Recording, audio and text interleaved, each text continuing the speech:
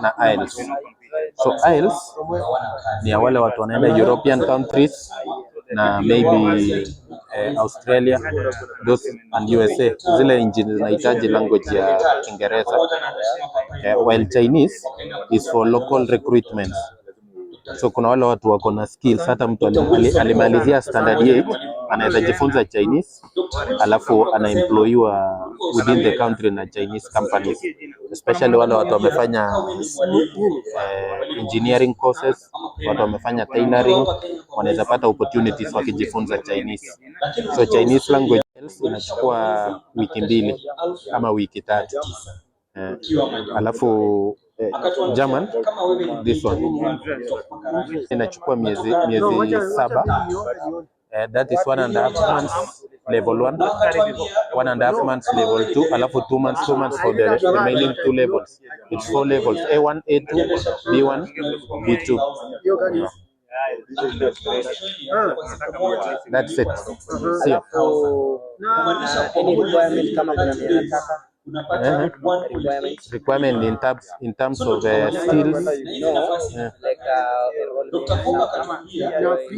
Okay, IELTS ni 10,000 for the entire course. German inakuja around 95,000. Ukiongeza hizo inakuja around 95,000. Chinese ni 30,000, but kuna accommodation fee kama mtu anaweza hitaji kuaccomodatiwa. Accommodation for ladies, kuna mahali nilikuwa nimeandikia.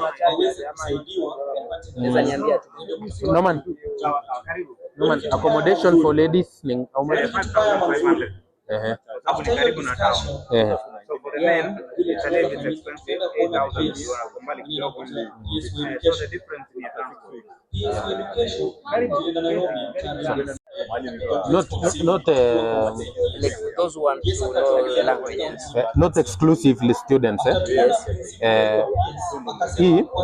Hii ni about students na professionals or anyone preparing for IELTS.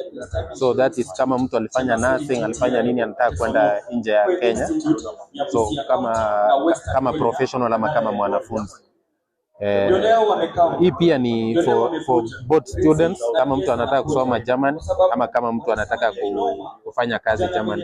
But most of the time wale agents ambao huulizia watu especially wa German specialization huwa wanachukua watu wenye wamesomea a certain skill, maybe nurses, maybe IT professionals. So ukishakuwa na hii qualification unakuwa linked na the agents, alafu they interview you and you get the job. Yeah. For Chinese ni local recruitment. Ukishakuwa qualified kuongea ama kutranslate, you can be linked to a Chinese company. You will work there as a supervisor. Unaweza work hapo kama translator, or even a professional kama wale watu wa jerahani nini, because wanakulenga hata mpaka na kazi za EPZ. Yeah. And that's it. Location sasa ni for German and Chinese, it's exclusively Eldoret. Na tuna online classes. But for English language, tukifikisha a certain threshold ya wanafunzi, mwalimu anaweza tumwa hapa Chamasir awafundishe. Yeah. Hawa si wa bank watakufacilitate uende majuu. Karibu. Alafu mtakuwa kesho pia. Kesho pia tutakuwa. Kesho na the Saturday. Kuna bank watakuja kufacilitate uende majuu. Ukishafika majuu upate job wengi kabisa kama mmoja. Contact ni hii tu moja. Tuko na mbili. Kuna ya ofisi hii, lakini mimi hupenda kupeana hii yangu nyuma, sababu ya ofisi inafanya tu kazi 5 days a week, kuanzia saa 2 mpaka saa.